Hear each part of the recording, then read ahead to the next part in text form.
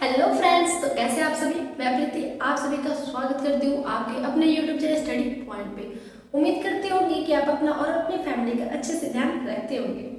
तो आज की इस नई वीडियो में हम जानेंगे आरबीसी के बारे में, यानी कि लाल रक्त कणिकाओं के बारे में, यानी कि रेड ब्लड सेल्स के बारे में।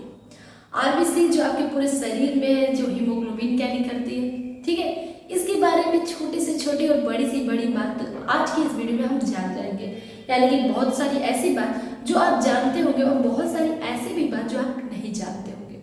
तो सबसे पहले आप सभी अगर चैनल पर नए होंगे तो चैनल को सब्सक्राइब कीजिए, वीडियो को लाइक कीजिए, कमेंट कीजिए, ठीक है। तो चलिए करते थे इस वीडियो को स्टार्ट बिना किसी देरी के एक नए एनर्जी के साथ। आज बात करने वाले हैं आरबीसी के बारे में, जिसे मैंने बार बार बोल दिया आरबीसी के बारे में। सबसे पहले बता दूं कि रुधिर जो होते हैं हमारे शरीर में 3 प्रकार से होते हैं, यानी कि एक आरबीसी, एक डब्ल्यूबीसी, एक प्लेटलेट्स, ठीक है। ये हमारा जो आज का वीडियो हो, ये तीसरा वीडियो है ब्लड से रिलेटेड। पहला और दूसरा वीडियो अपलोडेड है, अगर आपने नहीं देखा तो आप देख लीजिए। ये हमारा तीसरा वीडियो है, ठीक है। तो सबसे पहले आरबीसी, डब्ल्यूबीसी और प्लेटलेट्स। तो इसमें सबसे पहले हम जानेंगे आरबीसी के बारे में।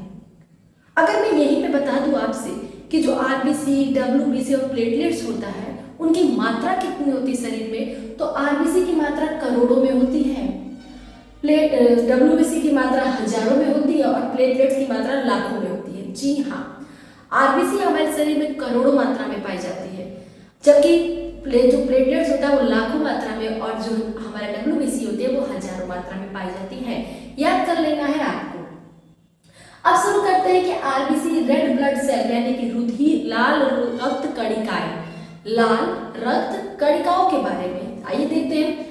सबसे पहले बता दूं कि आरबीसी का दूसरा नाम जो होता है एरिथ्रोसाइट होता है। क्या होता है मैम? एरिथ्रोसाइट। जी हाँ, एरिथ्रोसाइट जो होता है आरबीसी का दूसरा नाम होता है, आपको याद रखना है, ठीक है। इसकी खोज एंटोनी वॉन लीवेनहॉक ने की। मैंने केवल लीवेनहॉक लिखा है, आपको याद रखना है कि एंटोनी वॉन लीवेनहॉक ने आरबीसी की खोज की थी।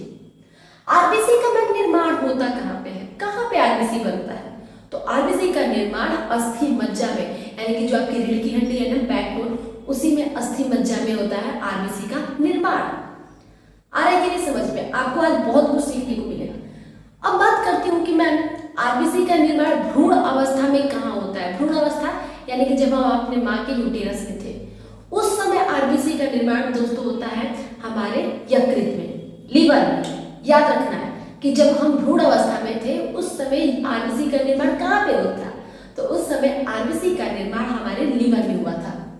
पुरुषों में आरबीसी की मात्रा कितनी होती है? 4.5 to 5.5 मिलियन पर 100 ml हीमोग्लोबिन होता है, और महिलाओं में 4 से मतलब 4.5 टू मिलियन 100 ml हीमोग्लोबिन होता है।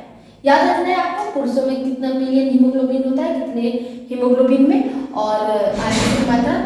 और तो आपको याद रखना है कि पुरुषों में कितनी आरबीसी की मात्रा होती है हीमोग्लोबिन में, 100 हीमोग्लोबिन में, और महिलाओं में कितनी होती है, ठीक है, याद कर लीजिएगा। अब बात करते हैं आरबीसी मरता क्या है। आरबीसी का कब्रिस्तान कहाँ होता है? तो आरबीसी का कब्रिस्तान लीवर और प्लीहा को माना जाता है, ज्यादातर प्लीहा में होता है आरबीसी का कब्रिस्तान, ठीक है। आरबीसी का कब्रिस्तान कहाँ होता है? प्लीहा में होता है। आरबीसी का पुनर्निर्माण भी प्लीहा में ही होता है। आरबीसी बनता भी फिर से बनता है कहाँ पे? प्लीहा में ही बनता है, ठीक है। प्लीहा को आरबीसी का ब्लड बैंक कहा जाता है। जब आरबीसी में ब्लड, जब हमारे शरीर में ब्लड की कमी हो जाती है ना, तो प्लीहा में जहाँ पे सारे आरबीसी मरे होते हैं वहां से फिर से आरबीसी का निर्माण होता है, इसलिए तो आरबीसी का ब्लड बैंक भी प्लीहा को कहा जाता है। आरबीसी का कब्रिस्तान भी प्लीहा को कहा जाता है, ब्लड बैंक भी प्लीहा को कहा जाता है। आरबीसी का आकार डंबल आकार का होता है, ठीक है, डंबल आकार का होता है। इंपॉर्टेंट लाइन आ गया अब यहाँ पे, स्तनधारियों के आरबीसी में केंद्रक नहीं होता है। स्तनधारी यानी कि जो मैमल्स होते हैं, जो बच्चे पैदा करते हैं, जो अपना दूध पिलाते हैं, स्तनधारी कहलाते हैं, उनके आरबीसी में क्या होता है? केंद्रक अब्सेंट होता है। लेकिन मैम कुछ एक्सेप्शन है, जी हाँ, कुछ एक्सेप्शन भी है जिनकी आरबीसी में केंद्रक होता है। वो ऊंट और क्या है? जिराफ है। वो ऊंट और जिराफ है, याद रखिएगा आप ये एक्सेप्शन को। स्तनधारी में सबसे बड़ी आरबीसी हाथी में पाई जाती है, और सबसे छोटी आरबीसी कस्तूरी हिरण में पाई जाती है। अगर मैं बात करूं कार्य की, आरबीसी के कार्य की, तो आरबीसी का कार्य होता है हीमोग्लोबिन के साथ मिलकर ऑक्सीजन और CO2 का परिवहन करना, हमारे बॉडी में ले जाना। आरबीसी की कमी से मैम एनीमिया रोग हो जाता है, और आरबीसी की अधिक मात्रा होती है उससे भी रोग होता है, उससे होता है पॉलीथेमिया, पॉलीकाइथेमिया, ठीक है, पॉलीकाइथेमिया रोग हो जाता है आरबीसी की अधिकता से, जिसका लक्षण क्या है, त्वचा पर काले धब्बे आना। अगर आपके त्वचा पे काले धब्बे आते हैं तो इसका मतलब आपको पॉलीकाइथेमिया रोग हो गया है, जो आरबीसी की अधिकता के कारण होता है। ठीक है, आरबीसी का मैम जीवन काल कितना होता है, 120 दिन होता है। आरबीसी 120 दिन तक ही जीवित रहती है, उसके बाद वो मर जाती है और उसका कब्रिस्तान यानी कि प्लीहा में चली जाती है। मेरे 2 लाइन ऊपर भी लिखी है, सबसे छोटी रुधिर कोशिका कहते हैं आरबीसी को और सबसे बड़ी रुधिर कोशिका कहते हैं डब्ल्यूबीसी को। तो ये था पूरा नोट्स आरबीसी के बारे में। डिटेल में हम लोगों ने आरबीसी के बारे में जान लिया, क्या होता है क्या नहीं होता है। ठीक है, दूसरा नाम एरिथ्रोसाइट होता है, एंटोनी वॉन लीवन ने खोज की थी, निर्माण अस्थि मज्जा में होता है, मर्दे कब्रिस्तान में है, और ब्लड बैंक प्लीहा को कहते हैं, सॉरी मर्दे जो है प्लीहा को कहते हैं, कब्रिस्तान जो कहते हैं, ब्लड बैंक भी प्लीहा को कहते हैं। स्तनधारियों के केंद्रक में यानी कि न्यूक्लियस में आरबीसी एब्सेंट होता है, ऊंट में कस्तूरी हिरण में आरबीसी में केंद्रक पाया जाता है। ये सारी बातें आज हम लोगों ने इस वीडियो में जान ली। तो आपको वीडियो कैसी लगी, हेल्पफुल लगी? अगर हेल्पफुल होगी तो वीडियो को लाइक कीजिएगा, चैनल को सब्सक्राइब कीजिएगा। मिलते हैं अपनी अगली वीडियो यानी कि डब्ल्यूबीसी के बारे में रिलेट करके पढ़ेंगे बहुत मजेदार से तरीके से। मिलते हैं नेक्स्ट वीडियो में, तब तक के लिए बाय बाय।